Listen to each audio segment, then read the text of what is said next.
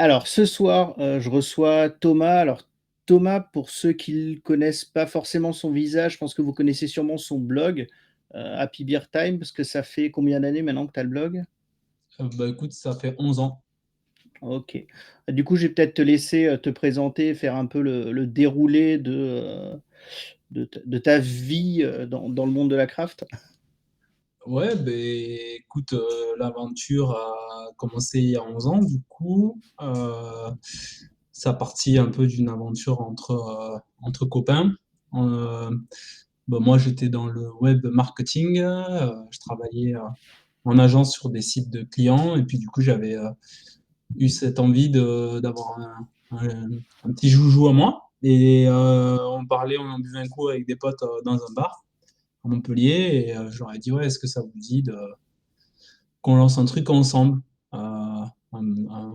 sur un truc qu'on aime. Donc on était en train de boire des bières, donc pourquoi pas faire un blog sur la bière. Donc c'est parti de là.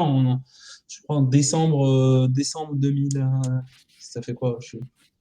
Ouais, 2021. Après le temps de créer le site internet, créer une identité. D'ailleurs au début ça s'appelait, enfin le nom de domaine c'était beertime.fr. Et ça s'est toujours appelé Happy Beer Time pour justement que ce soit un peu moins neutre. Puis l'idée d'origine, c'était de partager des bons moments de la bière. Voilà, c'était soit autour de la gastronomie, soit autour de la dégustation, soit avec des rencontres.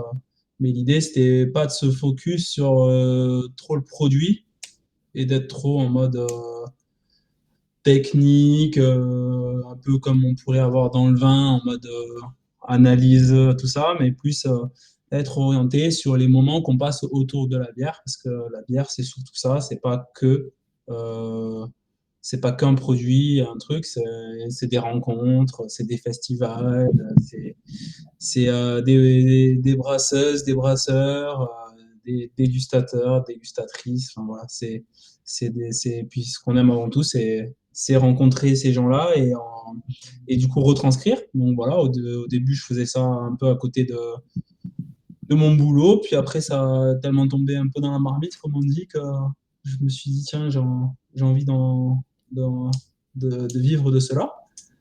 Donc, je sais plus quand, assez rapidement décidé de quitter mon job pour notamment après derrière vivre une expérience dans des pays super intéressants.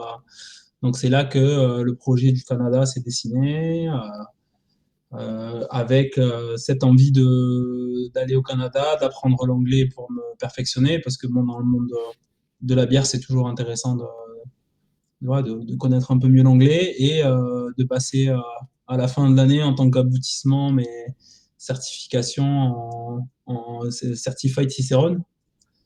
Pas si les gens connaissent, mais c'est un truc qui permet de valider des acquis. Donc, moi, c'était pas pour. Moi, c'était vraiment même pour me mettre dans la démarche apprentissante que j'avais déjà le fait, tu connais ça, de rencontrer, de retranscrire. On apprend très très vite plein de choses et j'avais envie d'aboutir à cela en passant cet examen à la fin.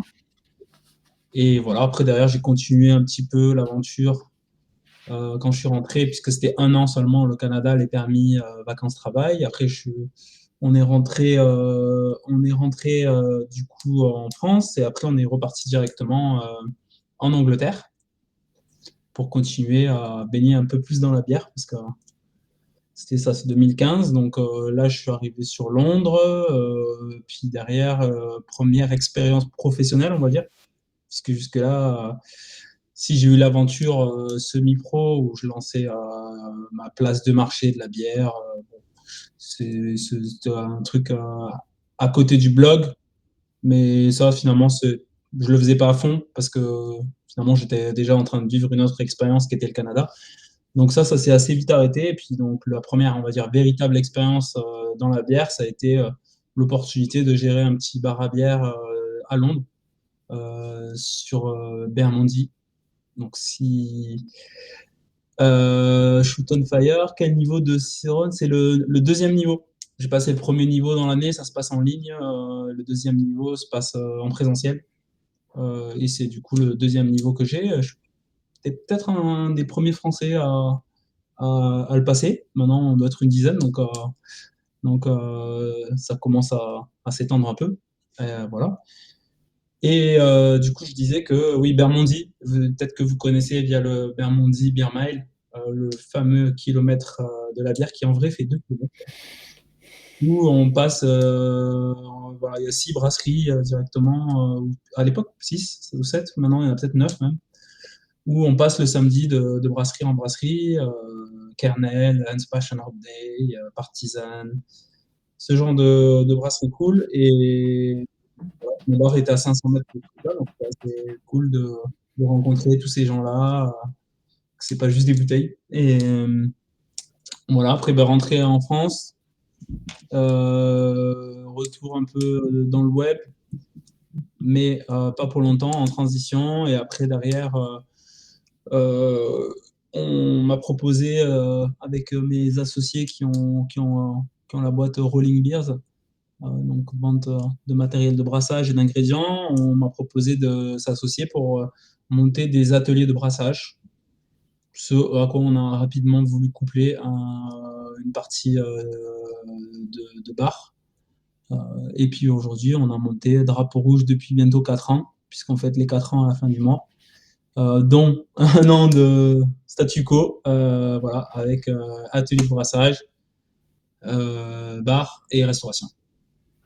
Voilà pour le résumé.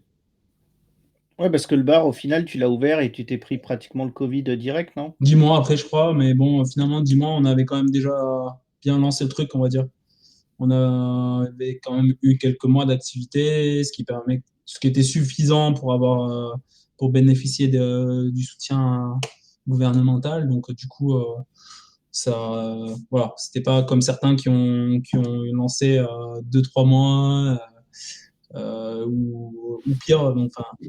Donc, du coup, enfin, on va dire que on a été en pause, quoi, mais ça n'a pas été plus préjudiciable que ça. Et donc, le blog, c'était plutôt un projet collectif. Vous étiez plusieurs rédacteurs dessus, Au c'est début, ça? c'était avec les copains et on a écrit pas mal de trucs. Donc, rapidement, c'est tombé dans la bière artisanale. On se faisait des bouffes de bière sur un thème. Donc, on faisait pas mal de recettes à la bière. Tout tournait autour je crois qu'on avait fait quoi? Bière et chocolat, par exemple. Et il fallait entrée, plat, dessert. On se retrouvait, on fallait cuisiner tous ensemble des plats et déguster des bières autour de la bière et du chocolat, par exemple. Donc voilà, on était 4 ou 5 potes comme ça, certains plus à l'écriture, d'autres plus en coulisses. Et puis après, derrière, comme les copains étaient peut-être un petit peu moins investis, tout ça, mais que ça me plaisait de ne pas être toute seule dans cette aventure-là, on va dire que je suis parti sur demander à d'autres personnes si elles voulaient participer et contribuer au blog, ce qui a permis de faire vraiment la richesse aussi du blog pendant de nombreuses années, puisque du coup, il y a beaucoup de gens voilà, qui ont prêté leur plume, partagé leur savoir sur la bière. Aujourd'hui, même pas mal d'entre eux qui sont professionnels dans le monde de la bière, ici et là. Donc, c'est aussi ça qui a fait la richesse, c'est surtout ça, même, parce que même le fait de ne pas être seul dans ce truc-là, bah, ça te donne de l'énergie pour en parler, tout ça. Dont, ouais, il y en avait deux nous avaient rejoints. C'était marrant, j'avais aussi un site qui s'appelait Bonsoir ma bière à l'époque. Je sais pas si tu as connu ça. Non, ça me dit rien. Bon, c'était un truc, tous les jours, on mettait une photo de bière sur un Tumblr. Et C'était avant Instagram. ouais, c'est ça. Et le délire, c'est 18h, c'est l'heure de l'apéro. On met une jolie photo de bière et je faisais une compétition où à la fin du mois, celui qui avait eu le plus de votes pour la bière du jour, pour la photo de bière du jour, ben, il remportait un petit cadeau. Donc en relation avec les e-commerçants de l'époque, tout ça, pour faire le petit cadeau, les commerçants comme Dire Révolution, avec qui on bossait, tout ça. Et c'est comme ça aussi, du coup, que j'avais notamment rencontré mes collègues mes collègues belges, donc Adrien et Vincent, qui ont commencé comme ça à m'envoyer des jolies photos. Après, j'avais pas 15 000 contributeurs finalement sur ce site, donc je chassais un peu les gens qui mettaient des jolies photos de bière sur Internet et je leur disais, ah, est-ce que ça te dit de participer? Mais bon, ouais, du coup, c'est un site qui est tourné, ça, je sais pas, de 3 ans, c'est un délire. Ouais, bref, des idées comme ça à la con, il y en a eu plein. Et puis voilà. Et du coup, quand arrive, quand tu étais au Canada, donc tu as fait la formation Cicerone. Est-ce que tu as bossé un peu, ou tu as eu des contacts avec des brasseries sur place, ou alors tu étais complètement dans autre chose au Eh bien, final? alors, du coup, déjà, premier truc, c'est pas une formation. Oui, enfin, oui, la certification, pardon. Mais je pense important de préciser parce que Mm. sinon, donc c'est pas une formation, mais c'est aussi ce qui fait que c'est intéressant. Parce que ben, forcément, quand tu passes une formation, la finalité, ça va être de devoir finalement d'obtenir le diplôme, quoi, parce que tu as passé la formation, tu as bossé pour tout ça. Là, c'est plus une certification, donc validation d'acquis, même s'ils proposent à la vente des documents pour se former, du e-learning, mais c'est plus le côté certificant. Et donc, du coup, l'intérêt d'être au Canada là-bas pour le Cicerone, bah, déjà, c'est au niveau des bars, des bars et des brasseries qu'il y a au Canada. On a accès quand même au niveau des produits à plus de diversité. Donc, par exemple, c'est pas difficile de trouver un petit sati finlandais. Donc, quand tu peux toucher un peu à tous les styles comme ça, ben, l'essentiel, c'est déjà de pouvoir goûter les choses. Donc, ça, c'est du concret, quoi. Et après, niveau pro, ouais, alors j'avais pour projet de faire un documentaire sur la bière à Toronto. J'ai filmé des heures et des heures d'images, donc rencontré pas mal de brasseurs et de tenanciers de bars, de zytologues comme Mirella Amato, qui est qui parle français d'ailleurs, mais qui est Master Cicerone. Enfin, j'ai rencontré plein de gens intéressants. Et après, je me suis retrouvé avec cette pile d'heures de vidéos et jamais eu trouver le fil en fait pour pouvoir la monter. Donc, ouais, ça c'est un peu un des grands regrets, mais bon, la vidéo c'est beaucoup de boulot. Mais bon, du coup, rencontrer pas mal de monde via ce biais-là, le Homebrew Club de Toronto, et puis là-bas, les brasseurs amateurs, bon, bah, ils ont tout un sous-sol dédié à ça. Je pense à mon collègue Andrew à Toronto qui a aujourd'hui une brasserie pro. Même, mais bon, c'était un pompier, lui, il avait tout son sous-sol, donc fait pas mal de brassins avec lui, je l'ai aidé, et puis il y avait tout le club de brassage de Toronto, ils se retrouvaient, on partageait des quilles, donc voilà, des rencontres un peu comme ça, même si moi, je n'avais pas travaillé dedans, j'avais rencontré pas mal de monde comme ça, et puis à Vancouver, c'était différent, c'est plus la ville des taprooms, quasiment pas de bar, et surtout des taprooms. Et voilà, puis après, sinon, on avait fait aussi road trip aux États-Unis et au Mexique pendant un mois et demi. Donc, que ce soit Chicago, les bons établissements, San Diego, la meilleure ville du monde, où il y avait le collègue Mathieu qui a écrit beaucoup d'articles sur le blog, notamment sur le homebrew. Donc, on a bu quelques coups là-bas. D'ailleurs, pour la petite anecdote, on prend un hôtel au pif à San Diego. Évidemment, comme il y a une centaine de brasseries, on voit qu'il y a une brasserie en face. Et en fait, en allant boire un coup là-bas, ben, c'était Modern Times. Et justement, Mathieu, il avait déjà écrit un article avec Modern Times et son fondateur à l'époque sur le blog. Des articles qui d'ailleurs intéressaient pas trop les gens parce que lui, c'était ouf. Il avait fait une interview d'un gros fondateur de brasserie américaine, donc gros truc, tu vois. Mhm. Et bon, au final, c'était pas par rapport au fait d'avoir obtenu cette interview, ça n'avait pas eu des retombées saisissantes. Finalement, c'est marrant dans la bière. C'est ce que j'ai pu remarquer en étant au Canada. Les gens, ils s'intéressent quand même plus à leur marché. Et comme nous, bah, à Beer Time, c'était surtout la France. Euh, C'est plus en parlant de la France que ça a intéressé les gens. Même toutes les vidéos que j'ai fait, parce que on avait la chaîne YouTube aussi, finalement, sur les visites de brasserie ou les visites de bar, c'est pas ce qui a le plus fait de vues ou quoi que ce soit, quoi. C'est encore disponible tout ça? Parce qu'il y a Shoot on Fire qui demande, tu vois, il est preneur de bonnes adresses sur Toronto. Alors même si ça date un peu, il y a peut-être des choses à trouver Ouais, encore, ben, la vidéo que j'ai jamais montée, elle, elle est pas disponible. Mais sur les adresses, je pense que, en tout cas, sur le YouTube, il y a toutes les vidéos qu'on a fait, ça c'est sûr. Voilà. Après, derrière, sur les bonnes adresses, bah, j'habitais vraiment pas loin de Bellwood, notamment le gros pub qui était assez dingue. Indie Ale House. Après, ça a dû pas mal changer parce que, notamment, je crois qu'il y avait le bar Volo, mais ça existe plus. Donc, je me rappelle, ils faisaient les soirées avec les péchés mortels là, du ciel là-bas. C'est là-bas que j'avais goûté mes premiers péchés mortels. Et je crois qu'il avait fait le Svans Day aussi de Cantillon au Barvolo à l'époque.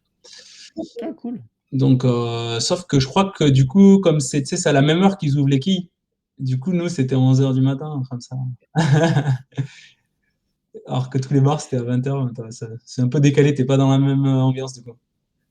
Mais ouais, je sais pas, je crois pas avoir du coup écrit un article sur les bars de Toronto à l'époque.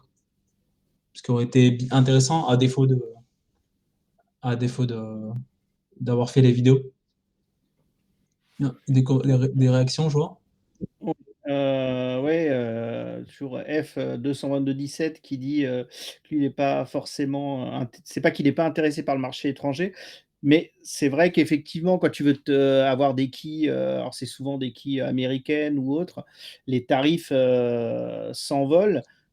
Et maintenant, avec je dirais, le marché de la craft aussi en France qui est plus mature, tu trouves déjà de quoi, je pense qu'il y a déjà de quoi faire ici avant de Bah forcément. oui, bah, à l'époque, les sites, d'ailleurs, l'import de bières américaines, ce genre de trucs, ça avait le vent en poupe, mais maintenant, on voit que maintenant qu'il y a un peu plus de qualité en local, on va chercher moins loin, ce qui est plus logique en termes d'écologie, tout ça. Mais par contre, c'est vrai que bah, d'avoir été là-bas, bah, le niveau de qualité, il était incroyable. Tu avais accès, notamment, je pense, à Vancouver, tu avais vraiment beaucoup accès aux bières de tout ce qui est Oregon ou c'est le Washington, l'État, ouais. Seattle, tout ça. On avait beaucoup accès à ces brasseries-là, donc du déchute, tout ça, vraiment pas cher. Et alors que Toronto, c'était quand même plus verrouillé sur les bières finalement québécoises. Il n'y avait pas beaucoup de bières américaines à Toronto. C'était plus Québec, Ontario, beaucoup. Mais bon, il y a déjà des super brasseries, notamment, j'étais là-bas au moment de l'émergence de Collective Arts, qui Hmm. brassait déjà, enfin, chez une autre brasserie pas du tout connue, mais qui s'appelle Nickelbrook, qui était super qualité. Et puis comme ça, à Toronto, t'en as plein. Great Lakes, ça, on connaît pas du tout les bières ontariennes ou encore mieux de Colombie-Britannique en France, mais ça, il y a du lourd, hein. Et la dernière fois, je regardais les résultats de la World Beer Cup et il y avait pas mal de brasseries, notamment de ces régions-là. Je comme ça. Il y avait pas mal de trucs comme par exemple à Vancouver, un petit brewpub où j'y allais souvent qui s'appelait 33 Acres. Ben, ils avaient eu, j'ai vu quelques médailles voilà. Et ouais, merci de partager le lien. Ouais, c'est bien, Il y merci a, Shoot. il y a pas mal de vieux trucs, mais tout est en ligne, hein. Donc après, voilà, c'est sûr que nous sur Happy Beer Time aujourd'hui, c'est un petit peu moins dynamique, moins d'articles, tout ça, mais ça reste tout ce qui a été fait est en ligne, donc du coup est accessible, disponible, notamment les articles sur le brassage amateur, les recettes, tout ça. Et puis dans le temps, on essaye de recréer un petit peu. Moi, justement, j'allais y venir. Je pensais surtout l'ouverture du bar, non, qui a mis un peu un frein au blog où tu avais moins le temps de t'investir. Ouais, ouais, bah, ouverture du bar, vie familiale aussi, de petits bouts, tout jeune, donc forcément après derrière moins de temps et du coup aussi moins. ça crée moins d'émulsion donc du coup avec les autres contributeurs, tout ça, et donc du coup après tu es un peu plus tout seul, et moi j'ai quand même été porté à la base par ce côté un peu collectif voilà, qui était intéressant, le plus le fait peut-être plus discret, le fait d'être professionnel, euh, d'être là-dedans plutôt que d'être à côté finalement, bah tu peux pas peut-être avoir la même touche, quoi, niveau la même patte, au niveau, je sais pas, de l'écrit, tout ça. Donc, tu dois quand même un peu plus faire peut-être gaffe à ce que tu dis, ou alors ben, moins le temps, tout ça. Donc, voilà. Tout ça a Ouais, fait que c'est un- parce que j'allais dire, quand tu as un blog, c'est toujours et que tu deviens professionnel, tu as toujours un peu, il y a un moment où tu dis: «Est-ce que je risque pas des fois le conflit d'intérêts ou autre?» Ouais, notamment, ouais, clairement. Clairement. Mais tu prends, Yann, qui avait, oh maintenant j'ai un trou, c'est qui avait son blog, ah non pas le Sous-Boc, Mm. tu vois? Qui avait le Sous-Boc. Pareil, comme maintenant il bosse pour un distrib, il a mis, merci, Ludo Sous-Boc. Il a mis le blog entre parenthèses, hein, en pause parce qu'effectivement il se voyait pas, continuer le blog et en même temps parce qu'il y a tu sais jamais, même si tu veux rester objectif ou autre, il y a toujours plus, je pense, un risque, Bah, par exemple, j'avais écrit en 2018 un, un article, puisqu'on est aussi là pour parler de ça, sur, je crois, les 100 bars à bière en France à découvrir. Et tu vois, c'est un truc qu'on avait fait avant que j'ouvre le bar, tu vois. Je me vois mal refaire un article aujourd'hui en ayant un bar, quoi. oui, C'est pas logique, quoi, de faire ça. Donc, tiens, tu vois, euh, on parle de bar, il y a en un plus, autre ce truc patron de est bar qui encore arrive. relayé encore maintenant. Donc ça retourne comme si ça n'avait pas bougé, la moitié des bars ont fermé, tout ça, mais bon, il y a des gens qui le reprennent encore. Bon, bref, ça, c'est pas ma faute. Donc ça pourrait être intéressant de le remettre à jour parce que il y a plein de nouveaux établissements, il y a plein de... Mais bon, c'est un petit peu moins ma place maintenant, donc ouais, bah, ce serait à quelqu'un de le faire. Justement, là, depuis quelque temps, tu repris un peu les articles, sur le blog. Qu'est-ce qui a fait, que tu eu de nouveau l'envie de d'écrire, en fait?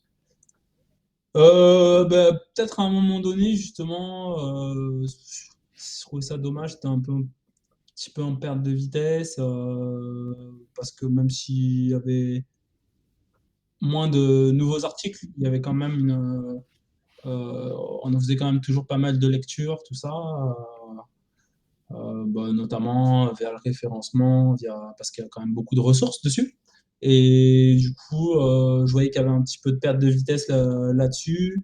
Plus bah, maintenant, peut-être que je suis un petit peu plus stabilisé à côté. Donc, du coup, ça m'a donné envie de repartager des trucs, notamment avec des questions du quotidien, que parfois, justement, soit l'équipe au bar, soit des clients, ils te posent des questions sur un peu plus basique, tu vois. Genre, la dernière fois, j'avais écrit un article comme ça sur les DDH et l'intérêt. Et bon, c'est vrai que j'avais déjà pensé à le faire, mais voilà. Du coup, je l'ai écrit comme ça, en me disant, tiens, il y avait une collègue qui m'avait posé la question, ah, mais ça veut dire quoi ça? Et parfois, je trouve que c'est mal expliqué ce que c'est que les DDH. Donc, du coup, parce que du coup, les gens ils disent de suite, il faut 2 fois plus de houblon. Mais en fait, non, l'intérêt du DDH, c'est juste les moments d'addition du houblon. Donc, c'est ce qui se passe. Et pourquoi la vraie question, c'est pourquoi t'en mets 2 fois, quoi. C'est pas, je mets 2 fois plus de houblon. Sinon, ça n'a pas de sens. Et donc, du coup, j'ai eu envie d'expliquer ça et de réécrire. Et puis voilà. Donc, tu vois, c'est des trucs comme ça, quoi. Ça a un petit peu plus de temps. Les enfants, ils sont à l'école. Je travaille le soir, donc j'ai un petit peu de temps pour écrire un article, une petite question qui a été posée, et puis voilà. c'est pour ça que je me suis dit que j'allais reprendre un petit peu. Enfin, que c'est venu comme ça, quoi, hein. En fait, c'est juste la cadence est un petit peu revenue, mais bon, ça n'a jamais non plus été 100% mort. Mais bon, c'est je le fais au fil de l'eau maintenant, quand j'ai du temps. Si j'ai moins de temps cet été, parce qu'on va un peu plus bosser, il y aura un peu moins d'articles et ainsi de suite. Et le fait d'avoir ton bar, ça a beaucoup changé ton approche de la craft, ou alors, tu vois, je sais pas sur le tu t'es peut-être plus intéressé à la partie sourcing ou ce genre de choses? Ou pas Pas trop évoqué forcément? ces trucs-là, hein.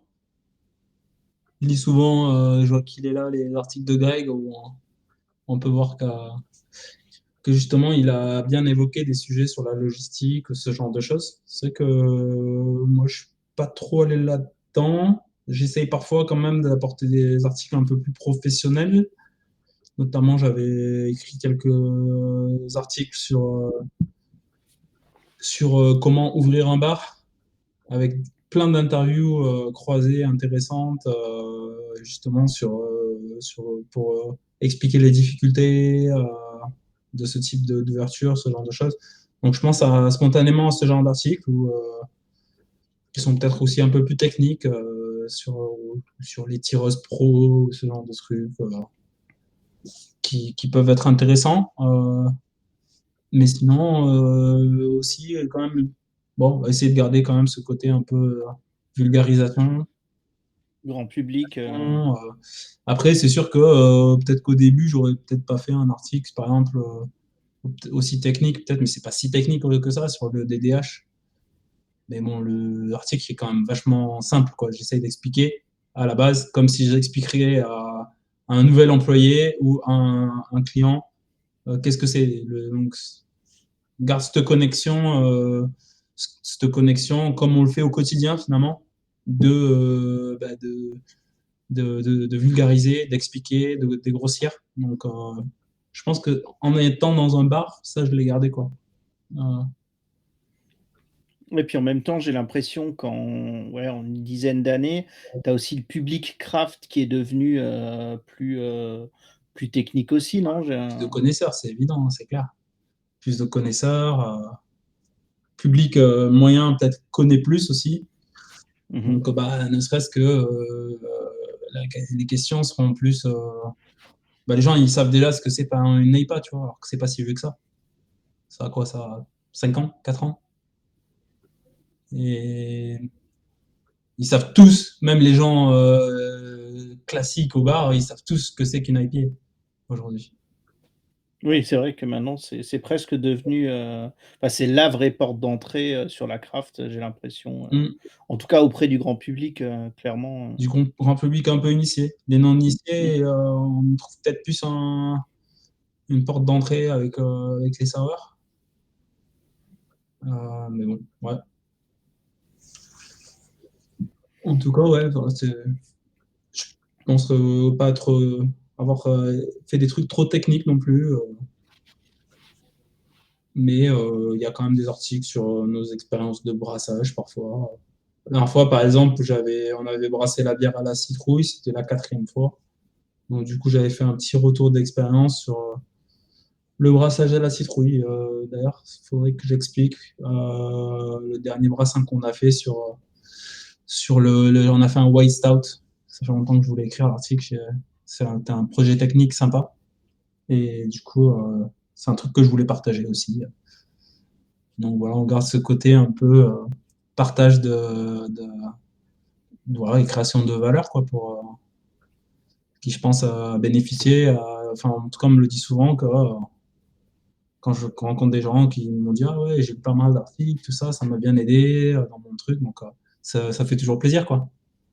Ouais, parce que ça reste une source d'information, hyper intéressante et surtout c'était pratiquement une des seules sources, en tout cas une des plus complètes au niveau francophone, qui était Ouais, disponible, ben au final, donc l'année que j'étais au chômage, finalement, je faisais un article par jour hein, avant de partir au Canada. Donc, un article par jour, c'était. Bon, parfois, t'as rien à dire. Tu mets des articles, ça ressemble à rien. Mais du coup, là-dedans, il y a des trucs. Enfin, ça fait quand même pas mal de ressources, quoi. Et autre spécificité de ton bar, c'est que tu fais des ateliers brassage. Ouais, ouais, ouais. Ben, c'était aussi l'origine du projet, donc d'apprendre aux gens à faire de la bière. Donc, on fait ça tous les samedis, atelier de brassage, deux types de cours, tout ça. Puis pareil, ouais, c'est cool, on apprend à plein de gens à faire la bière. Donc ça aussi, bah, maintenant, je ne donne plus directement les cours. Au début, je le faisais. Mais du coup, on ne peut pas non plus être partout. Et donc, du coup, bah, par exemple, ouais, tu as ces questions, il y a des questions qui reviennent, tout ça, en permanence. Donc, tu donnes les réponses toujours en live. C'est sympa de parfois d'en faire des articles, ça me donne des idées.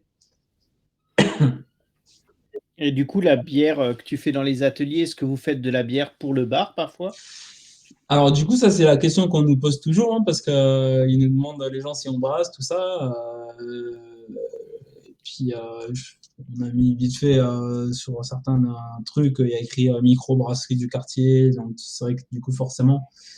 Mais bon, on est aux douanes, on paye nos frais de douane sur chaque atelier de brassage, on fait de la nanoproduction.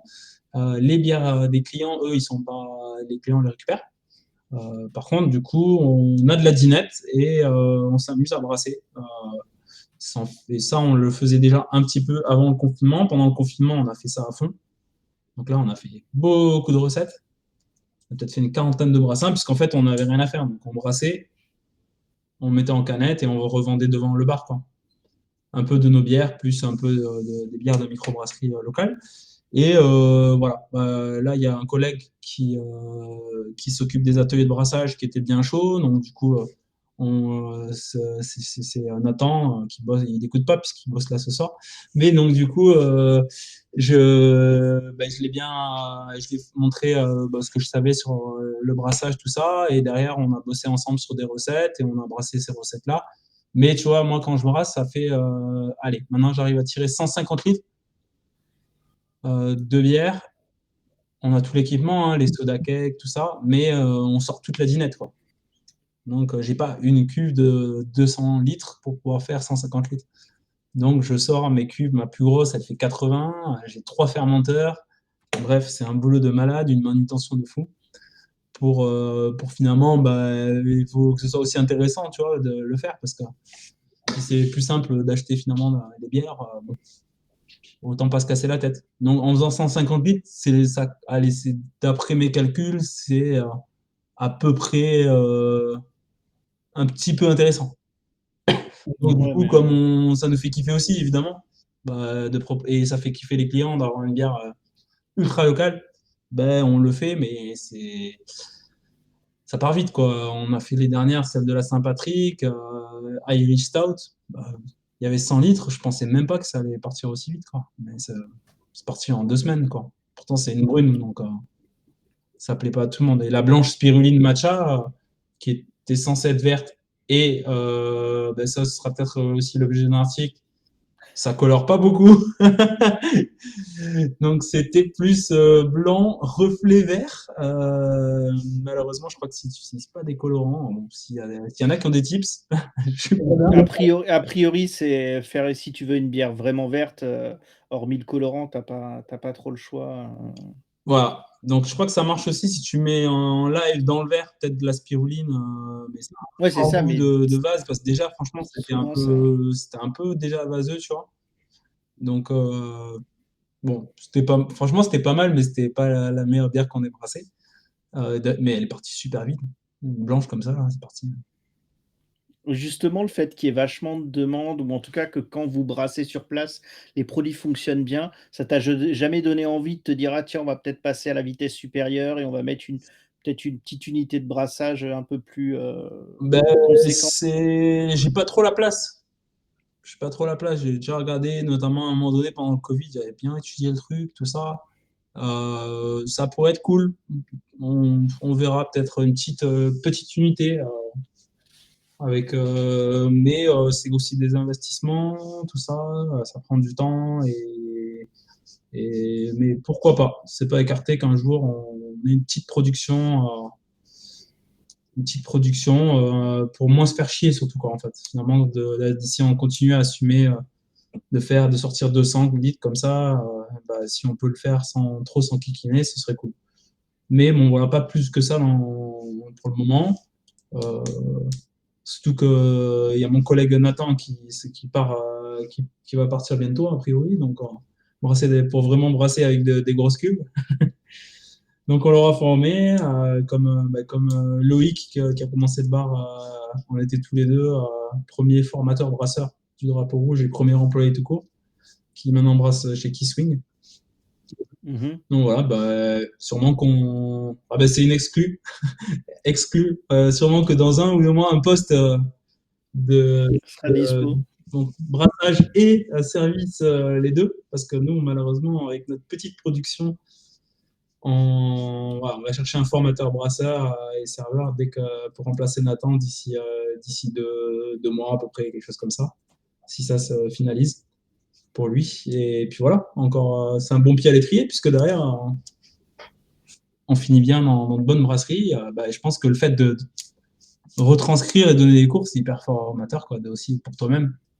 Parce que c'est comme pour ce que tu fais, pour quand tu écris. Au final, quand tu prépares du travail pour les gens, tu l'enregistres aussi toi-même. Donc voilà.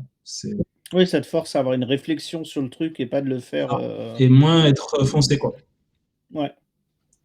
Ouais, je suis assez d'accord, bah, après aussi, et puis, oui, en plus, j'allais dire, sur Montpellier, en plus, vous avez quand même une scène craft qui est vachement dynamique, et qui a enfin moi, je dirais, c'est quoi? Ces 3 dernières années, j'ai l'impression qu'il y a, ça a explosé un peu, il y a pas mal de brasseries qui se sont installées. Est-ce que toi qui es du coin, est-ce que tu sais d'où ça vient? Est-ce que tu as été aussi surpris, ou pas Alors, forcément? toujours un petit délire, mais au premier Beer Love, je me rappelle que j'avais fait une interview avec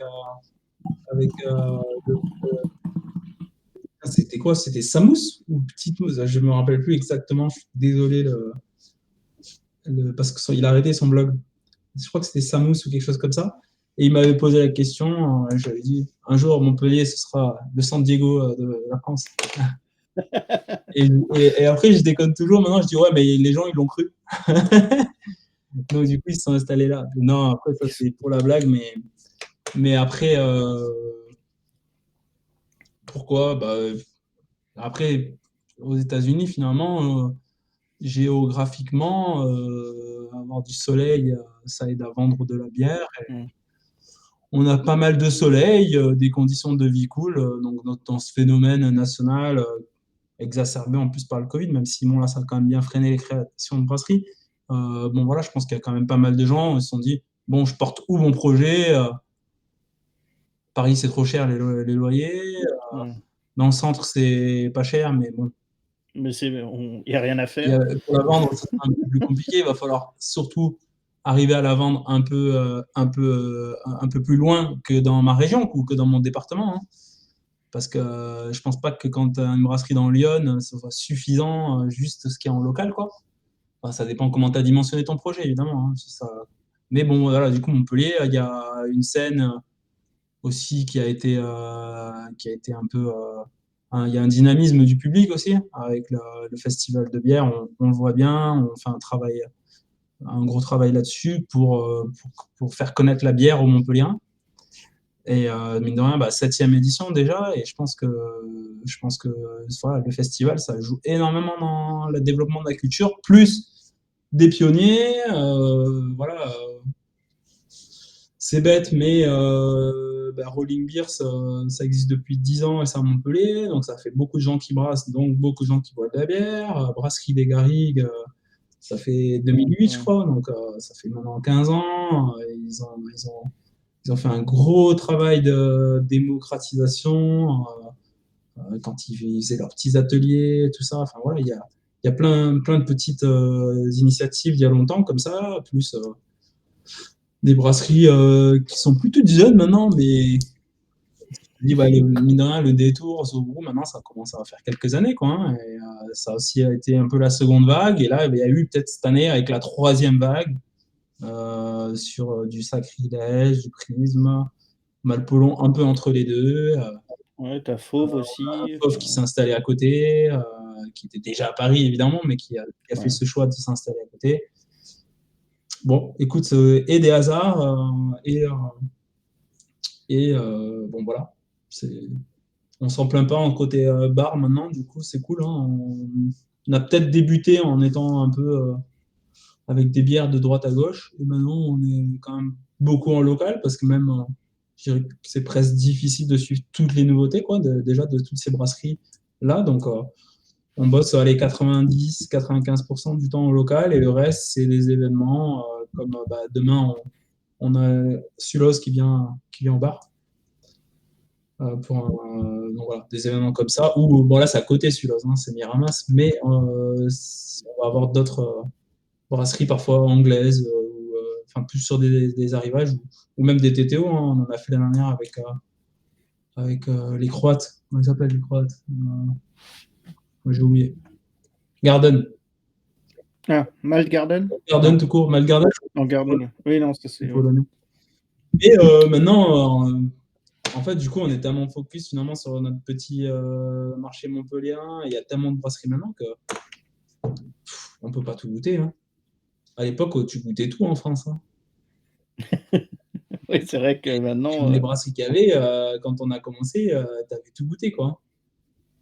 T'avais, je sais pas, tu avais de la corésienne, de la grivoise, et ces brasseries-là, tu avais goûté toute leur bière, quoi. Maintenant, c'est mort, c'est mort. Mais du coup, ce qui est cool, c'est que dès que tu changes de ville, il y a toujours des petits bars comme ça, et tu peux découvrir des bières, des brasseries que tu connais pas. Moi, là, je suis redescendu de Lens, là, j'étais à Lens pour le France Beer Challenge. Et je redescends, petit passage obligatoire Express de Lyon. Au final, j'avais jamais précisément, j'étais jamais tombé sur une de leurs bières, mais il y a la brasserie d'Orville, goûter une de leurs bières là, c'était super bon, hein. Super bien fait, parce que finalement, c'est vrai qu'on, voilà, il y a beaucoup de monde, donc c'est pas plus mal. La bière est goûtée un peu comme à l'ancienne, hein, localement, descendue localement, et puis quand tu voyages un petit peu, tu découvres d'autres trucs. Donc ça, t'as même plus besoin d'aller à l'étranger, quoi. Tu as évoqué le festival à Montpellier. Est-ce que tu peux rappeler peut-être un peu le format et puis il y a peut-être des gens que ça peut intéresser et surtout quand il a lieu Cette année, 17 au 24, je crois. Le principe Identité Beer Love Fest, on est quand même un peu plus familial, on va dire. Donc, pas trop de brasserie, et ambiance guinguette un peu. Donc là, c'est assez énorme parce qu'on est sur un format de 2 jours sur le grand final. Parce que la semaine, c'est dans des événements dans les bars. Donc les brasseurs, ils commencent à arriver au fur et à mesure. Jeudi, vendredi, mercredi, il y a tous ces événements gastronomiques dans les bars, des TTO, tout ça. Donc tu vas de bar en bar, machin, tout ça. Et samedi, il y a le main event avec le grand final. Là, cette année, il y aura quand même 40 brasseries au lieu de 30. Et puis, parce qu'il y a aussi plus de brasseries locales. Et on a toujours les locales, plus des brasseries d'ailleurs. Donc là, cette année, on sera sur une édition francophone. Donc, il y aura pas mal de brasseries françaises, mais d'ailleurs, et des brasseries suisses, belges et luxembourgeoises. Voilà. Et donc, le samedi, oui, le gros truc, c'est qu'on revient en extérieur. Enfin, c'était déjà en extérieur, mais là, on a chopé le domaine d'eau soutenu par la région. Et là, c'est sur 2 jours, le samedi et le dimanche. Le samedi avec toutes les brasseries et le dimanche avec les brasseries locales. Et ouais, c'est vraiment un endroit méga cool. Ça va être dans un parc en gros, comme la seconde édition qu'on avait faite.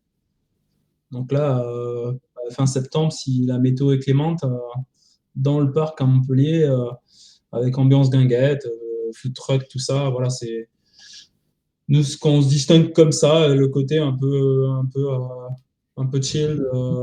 Le but de ce festival, comme je le disais tout à l'heure, c'est vraiment aussi, de base, c'est pour les Montpelliérains, quoi. Même si on a quand même toujours voulu de la grosse qualité sur les brasseries. Donc, il y a quand même, c'est la sélection un peu, on va dire, un peu rigoureuse de brasseries et qu'on essaye de les faire tourner aussi pour pas trop avoir les mêmes. Et voilà. Et après, ambiance cool extérieure, à bord des coups plutôt que les grands festivals dans des halls, quoi. C'est sympa, mais en extérieur, la météo est clémente, c'est quand même méga cool. C'est cool, ouais. Et il y a combien de brasseries à peu près? Ben là, on sera sur 40 cette année au lieu de 30. Normalement, c'était. Ouais, donc c'est déjà pas mal quand Bah même. ouais, mais du coup, finalement, tu as 12 locales, ça rend déjà pas mal de trucs. Donc ouais. Et puis là, comme c'est sur. Ouais, on est passé à 40 sur 2 jours, mais aussi, malgré la crise économique, le prix du festival, il descend. Donc ce sera pas très cher, les entrées. Et voilà, bah, c'est l'occasion, justement, c'est à ce moment-là qu'on fait tomber les gens dans la craft, quoi. Et après, c'est bénéfique pour tout le monde, quoi. Ouais, bon après c'est toujours je pense que les gens qui ont déjà eu l'occasion de faire des festivals, et je dis toujours aux gens: «S'ils ont la possibilité, faites des festivals», parce qu'il y en a de plus en plus qui se développent partout en France en plus. Ouais, mais C'est quand même un moment privilégié où tu vas, rencontrer les acteurs de la craft, bah, que ça soit, les brasseurs, les brasseries, sur place, mais en fait, mais tous les gens qui vont graviter autour de la craft et c'est tu peux avoir des discussions absolument, intéressantes, quoi. ouais, voilà. Bonne discussion, des bonnes découvertes, des bonnes rencontres, et puis garder ce côté festif, quoi. C'est ça qui est cool. Et puis ça permet toujours de, voilà, de pouvoir faire un peu la promotion des brasseries et de découvrir les brasseries un peu, je dis, qui sont un peu, c'est souvent des brasseries naissantes, mais aussi des brasseries un peu plus implantées. Ouais, ou à redécouvrir parfois même. Ouais. Mm. Justement, en parlant de promotion des brasseries, on va parler rapidement des houblons d'or Mhm. que tu avais fait justement sur ton blog. Qui moi ça m'a fait marrer parce que quand j'ai vu passer ça, déjà le nombre de brasseries, tu vois, qui étaient dans le, enfin, c'était même pas vraiment un classement parce qu'il y avait pas de Ouais, il y avait pas de brasserie numéro 1 tout ça, c'est juste un certain nombre. Le nombre m'avait fait marrer et puis j'ai vu, je me suis dit: «En fait, ça a quand même pris, pas mal d'ampleur au final» parce qu'on a vu des articles un peu surgir de partout, les brasseries qui communiquent aussi, qui ont communiqué dessus. Est-ce que tu peux nous parler un peu de la jeunesse de ce projet? Comment tu as eu l'idée ben, de c'est une faire, idée déjà que j'avais depuis longtemps, mais jamais pris le temps de le faire. Et jamais trouvé exactement la forme. Et justement, pas mal de se creuser la tête sur comment faire la sélection, tout ça. Voilà, donc, mais voilà, là, dans cette idée de redynamiser un peu l'activité, je me suis un peu chauffé. Puis je me suis dit, bon, à un moment donné, quand tu as un truc en tête depuis longtemps, il faut y aller, mon coco. Vas-y, bosse le truc et vas-y, arrête de te freiner pour telle ou telle raison, parce que si ou parce que ça.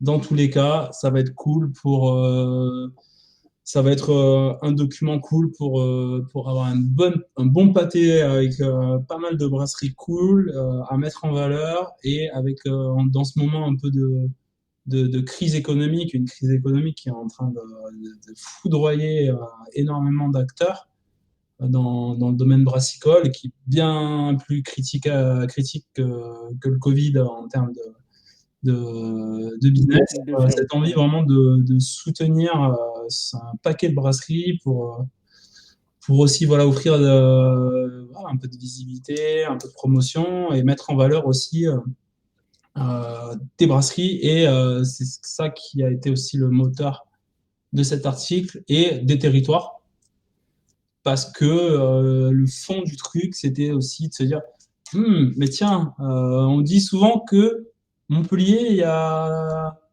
beaucoup de brasseries et de qualité, mais est-ce que c'est vraiment le cas? Donc voilà, j'avais envie de faire ce travail, faire une sélection un peu élitiste avec le top du top, Et derrière, après, faire ce travail de cartographie par département et par région pour voir un peu où se concentre. Parce que, bon, au-delà donc, bon, à Montpellier, j'avais un peu déjà mon idée, je savais, mais aussi voir ailleurs. Pour me dire, ah, ben tiens, est-ce que finalement, tu vois, ce qui ressort un peu de l'article, à un moment donné, dans le Nord, c'était mort. Elle est pas mal, ça. Ouais, ça frappe. Dans le Nord, c'était mort. Non, mais dans le sens où, tu sais, on se bouffait un peu dans le nord de la France. Tout le truc de la Belgique, les gens pensaient connaître la craft, mais ils connaissaient pas la craft. Tu posais la question aux gens, à part la Delirium, tout ça, enfin, ils connaissaient vraiment pas grand-chose. Il y a 10 ans, c'était pas incroyable. Et donc, niveau des brasseries, bon, voilà, t'avais pas non plus, t'avais les traditionnels, un peu bien assises, tout ça, les brasseries familiales, machin, mais bon, rien de très, très, très excitant. Et là, maintenant, j'ai été choqué, grâce à cette recherche, de voir que, il y a beaucoup de nouveaux acteurs enfin, maintenant, c'est ultra dynamique, quoi, hein. Rhône-Alpes, on savait, ça fait des années qu'il se passe un truc là-bas, et on savait que dans les Alpes, il y avait un paquet de beaux créateurs de bière. Mais voilà, non, moi, c'était ma grosse surprise de voir que là-bas, il y a vraiment une sacrée concentration de qualité désormais, hein. Bon, une des meilleures, du coup. Voilà. Donc, du coup, le but, c'était ça, tout en gardant en tête que, évidemment, c'est bien subjectif. Il y a vraiment, il manque plein de super brasseries. Il en manque plein, plein, plein, plein, plein. Donc, on peut me dire, ouais, mais il y a pas, enfin, il y en a plein qui m'ont dit en privé, ah, il n'y a pas un tel, il n'y a pas un tel. Ouais, c'est vrai, je suis d'accord, c'est une super brasserie, c'est une bonne brasserie. Ça aurait pu y être, il n'y a pas été peut-être pour pas grand-chose. Et c'est pas parce que t'es pas dans ce truc-là, où il y a quand même vraiment le top, que c'est pas une bonne brasserie, quoi, hein. Donc voilà. Spontanément, comme ça, j'en rediscutais la dernière fois. Ils sont pas dans le classement, mais par exemple, tu vas avoir Brasserie de la Jonte, en Lozère. Excellente brasserie. C'est une super brasserie. Ils sont pas dans ce top-là. Bon, voilà. Il peut y avoir, et des erreurs, enfin, et des manques, ou alors, et des gens, parce qu'à un moment donné, tu mets un curseur tu bloques un niveau, et ben, ils sont peut-être plus juste en dessous de ce niveau-là que tu as cité. Et c'est pas objectif du tout non plus. Donc, Ouais, c'est ce que j'allais dire. Au début de l'article, tu préviens et tu dis non, c'est totalement subjectif et non exhaustif. Donc, ouais, voilà, voilà, c'est non exhaustif. Après, il y a du taf dessus, beaucoup de croisements d'informations, beaucoup de regroupements, pas mal d'heures de boulot. Donc, donc voilà quoi, hein, le tout. ouais, parce que je veux dire, ça doit être un boulot, ça doit être un boulot assez dingue. Est-ce que tu arrives à chiffrer à peu près combien de temps ça a pris? Je pense que c'est bien 2, 3 jours de taf, quoi, au total. Donc bon, voilà, hein. Après, c'est pour ça, mine de rien, je pense que c'est une ressource intéressante. Peut-être même que pour certaines brasseries, ça pourra déclencher, du business, parce qu'ils ont été relayés dans la presse locale, et que quelqu'un a découvert la brasserie, grâce à ce relais en presse locale, ou parce qu'il y a un distributeur étranger qui, je sais pas pourquoi, on aura relayé mon article, et il aura vu la liste et il aura fait son shopping. Mais bref, tant mieux si ça peut apporter, voilà, un peu d'activité pour pas mal de brasseries en ces temps difficiles. Ouais, parce que j'ai quand même l'impression, que ça a été, accueilli vachement positivement, qu'il y a eu vachement de relais, tu vois? Parce qu'à un moment, je me suis dit: «Waouh, quand tu fais un classement comme ça, un peu c'est pas sorti de nulle part», tu vois? Mais qui arrive comme ça, je me suis dit: «Il y en a plein qui vont, justement être plus dans la critique et tout» et Et alors, j'ai pas forcément digué plus que ça, mais il y a forcément des gens qui ont dû un peu critiquer. Mais je trouve que globalement, ça a quand même été vachement accueilli positivement. Est-ce que tu penses que ça vient en partie du fait que, mine de rien, ça fait longtemps que tu vois que tu es présent, sur la scène craft et tu as quand même une certaine légitimité peut-être, sur ce type de sujet? Ouais, peut-être. Puis après, je pense aussi là, au final, je pense que si tu fais le taf, si tu fais la même recherche, au final, bon, je pense que il y aura des divergences, mais il y a pas mal de brasseries qui se retrouveront. Donc, je pense que les gens, ils se sont dit, ah ouais, c'est vrai que celles-ci, elles sont là, elles sont bien, celles-ci, elles sont.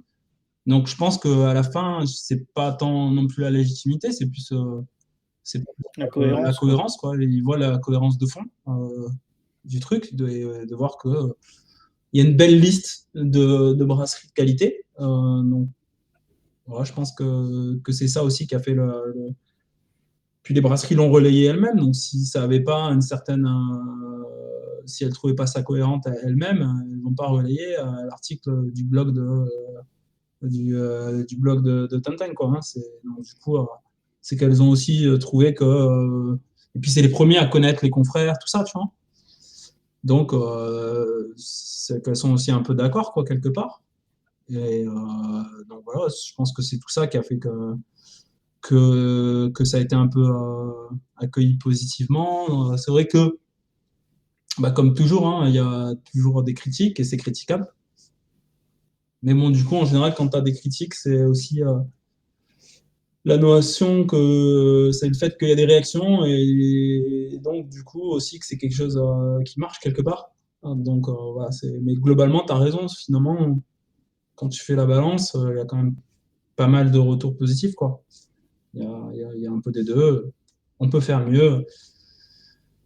Moi, s'il y en a qui sont absolument pas d'accord avec les trucs, bah, j'aurais dit, mais pas de souci, vas-y, fais ta sélection. Bosse le truc aussi, et puis il n'y a pas de souci. Justement, le fait qu'il y ait eu un accueil, alors parce que j'imagine que tu t'attendais pas à ce qu'il y ait un accueil aussi, j'allais dire chaleureux, mais je sais pas jamais c'est le bon terme, tu vois?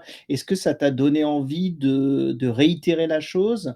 Et est-ce que ça t'a donné envie de réitérer la chose de la même manière ou alors de changer un peu la formule? Une fois que tu vois, quel œil tu portes là-dessus maintenant? Bah écoute, euh, c'est une bonne question. C'est vrai que ça a quand même bien fonctionné et qu'à un moment donné, hein, quand je vois ce qui se passe avec le top 100 à des bars, bah finalement, on est 5 ans après et il y a la moitié qui est plus du tout à jour. Donc, c'est vrai que c'est un truc qui peut-être mériterait d'être mis à jour après derrière régulièrement. Et par rapport à cet entrain et par rapport au réseau aussi qu'on a, c'est peut-être un truc sur lequel j'aimerais travailler avec plusieurs personnes. Et à la base, c'est ce que j'aurais aimé faire, comme j'avais fait un peu pour le top débat, c'était sonder énormément de gens, tout ça. Mais le problème, c'est aussi que ça prend derrière 3 fois plus de temps, quoi. Donc, et c'est ça qui est même bloqué de le faire, cet article-là. Donc voilà, là j'ai envoyé celui-là. Peut-être qu'à un moment donné, je me motiverai de refaire ça encore plus carré, encore plus, encore plus, encore plus vraiment carré sur la sélection, sur les méthodes, en croisant avec plein d'experts. J'ai la chance de faire les concours de dégustation, d'avoir plein de confrères à droite à gauche en France, des dégustateurs de super qualité, tout ça. Donc, ou alors la base qu'on avait aussi sur l'équipe du Rapid Time, ou alors même ouvrir, parce que nous, on a toujours été dans ce truc-là de vraiment d'ouvrir et de collaborer, quoi. Moi, je suis en plus super ouvert à la critique et si je peux améliorer les choses, je le fais. Après, c'est toi qui fais ton calcul entre bah, le temps que tu as consacré à ça. Parce que bon, au final, pour nous, voilà, quoi, hein, c'est juste un partage d'informations, quoi. Voilà. Et l'intérêt aussi, parce que bah, on fait ça aussi pour un peu la filière. Donc si ça peut être intéressant, pourquoi pas le refaire voilà, en bossant peut-être de façon un peu plus collaborative, finalement. Comme c'est l'essence, comme est l'essence du blog à la base, quoi. Ouais, après, je pense que ce qui a plu aussi et ce qui doit plaire dans la liste des bars, craft aussi, c'est le côté, je dirais un peu sélection. Parce que la dernière fois, j'ai reçu Emmanuel Gillard qui, lui recense de manière brute les brasseries, en France. Mais c'est vrai que comme le tourisme brassicole se développe de plus en plus, les gens veulent quand on va enfin les gens qui s'intéressent à la craft, quand ils vont dans une région, ils vont vouloir aller visiter un bar craft ou une brasserie. Mais des fois, il y en a beaucoup et ce type de, je dirais de liste ou de classement, ça permet de faire un tri et de ne pas se perdre à se retrouver dans une brasserie Un désert un peu. brassicole, tu veux dire. Tu peux prendre la carte pour choisir ta destination de vacances. Non, mais tu vois, ouais, ou même quand tu es dans une région, tu vois. Je veux dire, quand tu es dans une région, tu vas regarder la liste des brasseries. Oui. Admettons, je sais pas, moi, il y a 20 ou 30 brasseries. Bah, si tu peux faire une shortlist avec 5 brasseries où tu es sûr. C'est le but aussi, c'est ça aussi. Hein, voilà, c'est. Moi aussi, moi-même, en premier, je vais réutiliser mon truc. Ah, demain, je vais dans la Loire, je vais regarder quelle brasserie j'ai mis dans ma sélection, parce que ça rentre et ça ressort l'information. Donc, moi-même, j'oublie, tu vois, ce que j'ai mis dedans. Et dans 2 ans, j'aurai complètement oublié qui c'est qu'il y aura dedans. Et je vais le regarder, ces premiers trucs là que je regarderai avant. Donc, je fais déjà ce travail pour moi-même. Ouais, parce que, enfin, je pense que c'est déjà ceux qui font un peu justement de tourisme brassicole et qui vont au hasard dans les brasseries, c'est arrivé déjà à tout le monde d'arriver dans une brasserie où en fait c'était pas ouf, soit l'accueil était pas ouf, T'as raison d'en soit les parler, hein. bières étaient pas ouf, T'as raison d'en hein, parler je veux parce dire, que c'est. c'était aussi un des moteurs c'était un des moteurs de l'article. Je voulais couper ce truc, bière artisanale égale bonne bière. Et ça, c'est peut-être le fait que maintenant, soit mon job, sélectionner des brasseries et les proposer le meilleur des brasseries, que des bons produits à mes clients. C'est ce qui fait la valeur ajoutée d'un bar. C'est pour ça que les gens viennent chez toi ou c'est ce qui fait la valeur ajoutée d'un caviste. C'est pas tu vas prendre les trois autour de chez toi, les plus proches, et tu vas les proposer. Donc voilà, j'avais aussi on en parlait au début dans la première heure de ce côté un peu sélectif, tout ça. Et nous, on fait de la sélection au quotidien et j'avais envie de faire cette forme de sélection nationale, justement, pour proposer un truc et dire, bon voilà, là, c'est une liste de bières, t'y vas, ce sera peut-être pas 100% à ton goût, ce sera peut-être pas 100% bon, mais quand même, c'est des bonnes brasseries. Et parce que quoi, il y a 2500 brasseries en France. Ouais. Donc là, on en sort 183. Bon, ça fait pas beaucoup de pourcentage. En gros, peut-être que si tu es sympa, il y en a peut-être 500 qui sont des bonnes brasseries. Si tu élargis, moi 500, je n'ai pas pu en mettre 500. Ça m'aurait pris 2 semaines. Voilà, hein, c'est pas un livre. Hein.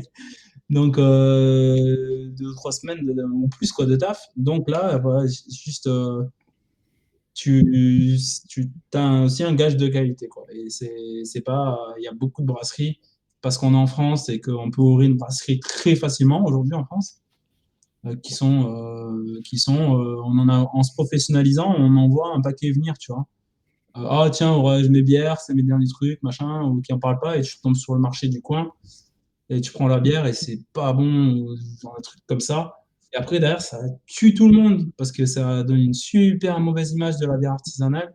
Un truc pas quali du tout, tout ça. Ah, moi, j'en goûte plus, c'est cher et c'est pas bon. C'est ce que les gens ils te disent. Et pourquoi les gens, après, derrière, ils viennent dans ton bar ou ils viennent dans ta cave? Parce que bon, peut-être c'est cher, et encore que dans les bars craft, on n'est pas beaucoup plus cher que dans les bars tradis.